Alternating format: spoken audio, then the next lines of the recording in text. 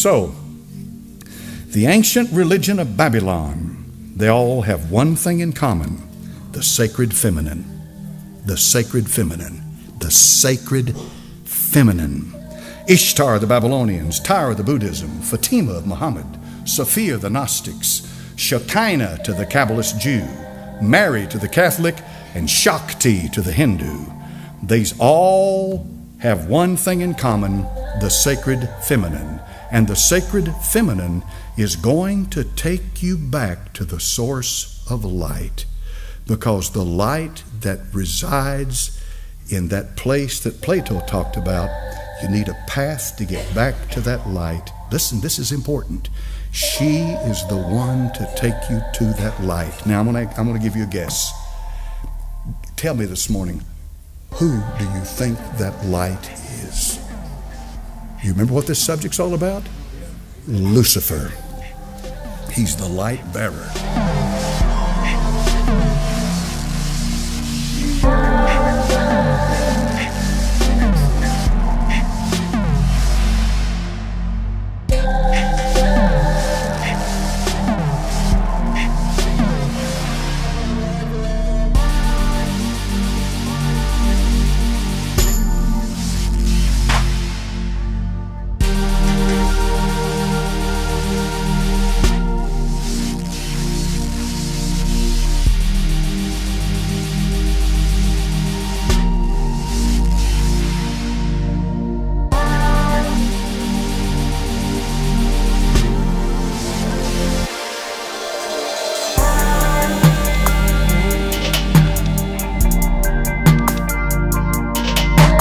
She is the one to take you to that light.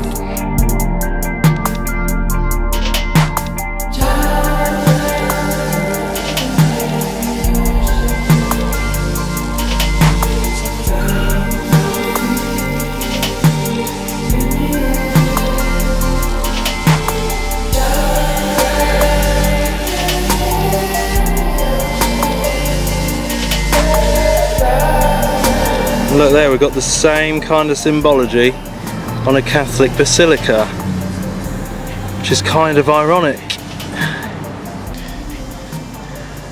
I'm here today at Washington DC with this big shrine to the Catholic Church here of the Immaculate Conception, to have a deeper look at what it's all about. What an eerie place.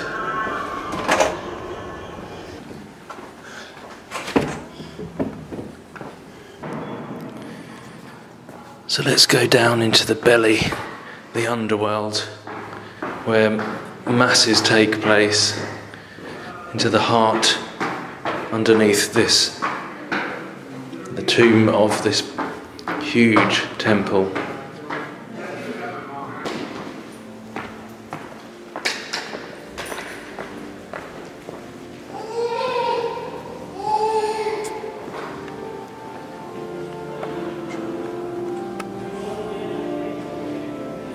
I mean, we're underground right now.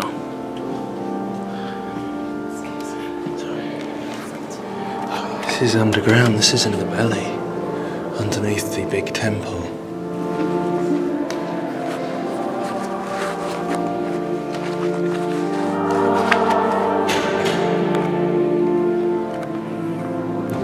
So much symbology in here.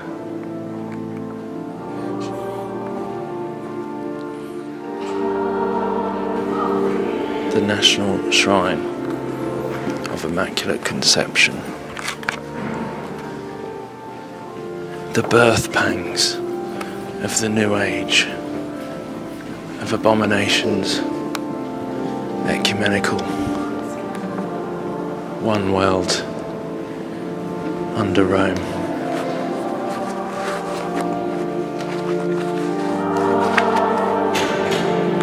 It's like an expensive hotel, one of those 5-star ones in Vegas.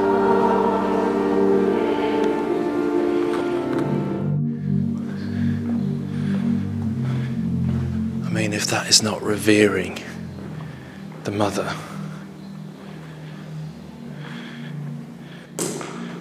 Europa. And look at him, I mean, he's bowing. I've heard so many say they don't revere Mary in that way, the false Mary. But he's bowing to this Ishtar, Isis figure. Coming out of the feminine gate. The female birthing womb. I'm sure I don't really need to say too much. It's already pretty obvious what that represents. Well, and there's that hexagon again. This same symbolism, just like the Star of David. The hexagon like we saw in the other place. The hexagon with mother and child coming through. And like the reference to the black sun. So Saturn, just like the NASA have recently shown with the hexagon on Saturn and all that. And look, the heart, connection to the heart of the earth. Heart of Mary, pray for us. So often I think it's like that birthing of that Tammuz, Nimrod, Antichrist figure from the heart of the earth, which they call Gaia, like the mother goddess Gaia. So I wonder if it's a reference to that. Definitely Ishtar, Babylonian, false religion, and this is their belief system I'm speaking about here. And the references to Saturn. 6-sided shape. The Antichrist, the birth of the Antichrist. A copy of the truth, of the true Messiah, but this is the inverted, the false one. So there's always parallels and mirrors to the real truth. It's just that they, this goes back to Egypt, Babylon, and there's always been usurping authority, as I said, usurping authority from the real legitimate Messiah, the real legitimate truth that we can read in the New Testament. This is how they are doing it and always have done it. This is the plan all along. The fallen plan, the kingdom of darkness, our enemy, to usurp and trick and mirror and copy, to mislead people.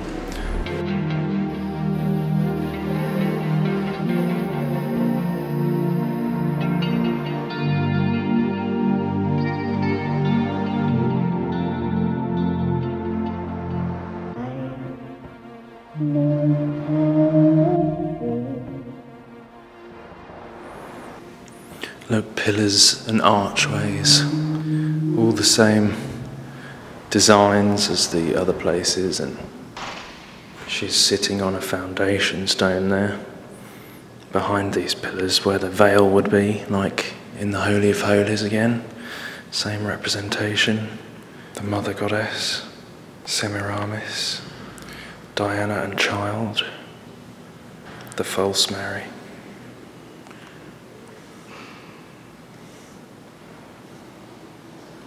Oh my goodness. And once again, you see IXXI, which is Roman numerals for 9/11, on the cup.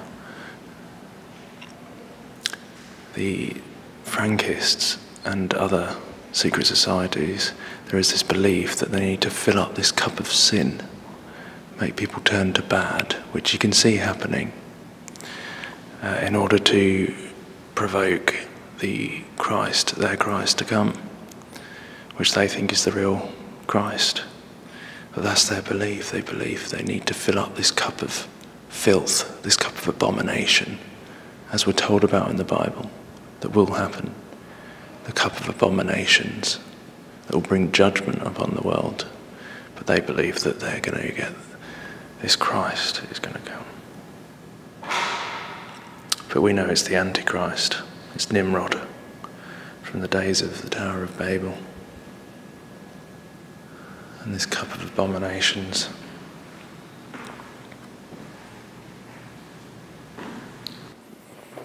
Mate!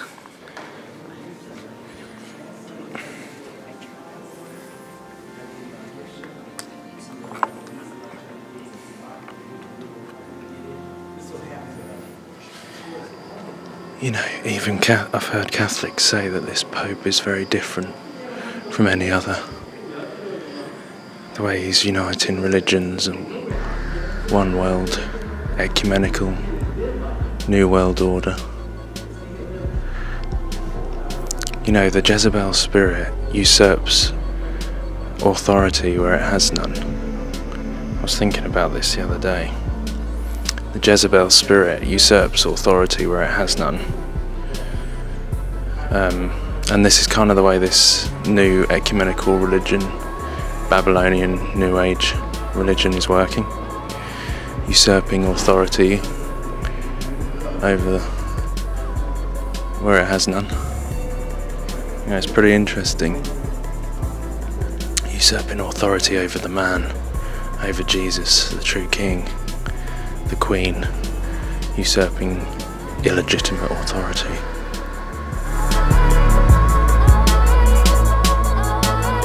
She is the one to take you to that light. Who do you think that light is? Lucifer.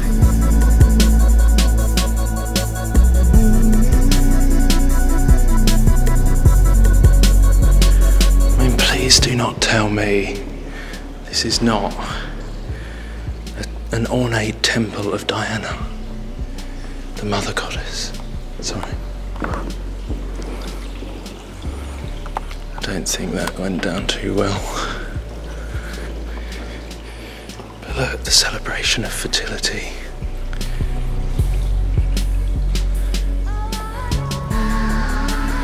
The birth. Tammuz.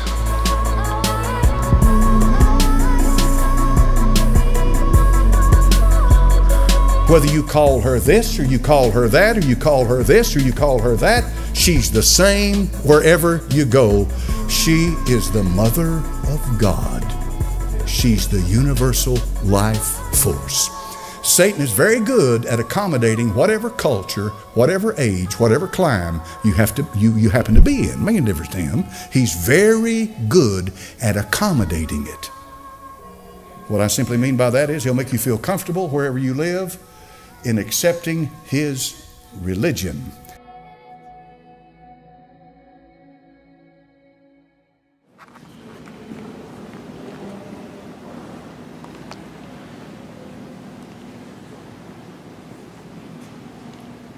Say you were going to take it back in? See, look, even here it's saying to receive the scroll and to break open its seals. Oh my goodness, I didn't even realise this was here. I used this picture in a video the other day. That is Apollyon the Destroyer. Mars, the Roman god of war.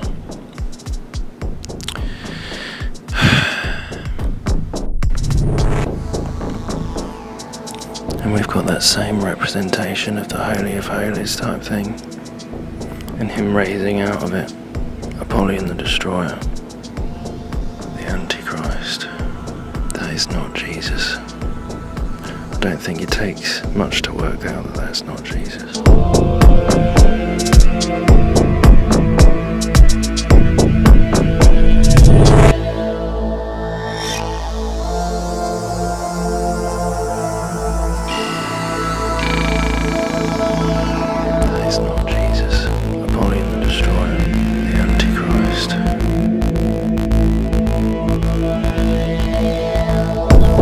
Our coverage this morning of Pope Francis in America with Nora at the White House. Nora? Thank you, Gail. You know, Pope Francis is also going to celebrate his first Mass in the United States, and that is at the Basilica of the National Shrine of the Immaculate Conception. Now, he is the third Pope to visit the Basilica that is on the Catholic University of America campus. And Chip Reed is there to show us what to expect this afternoon. Chip, good morning. Well, good morning. You know, around here, most people simply call it the Shrine, and it is a beautiful building. It is the largest Roman Catholic church in America. In fact, they're expecting about 25,000 people here this afternoon to see and hear the Pope celebrate Mass.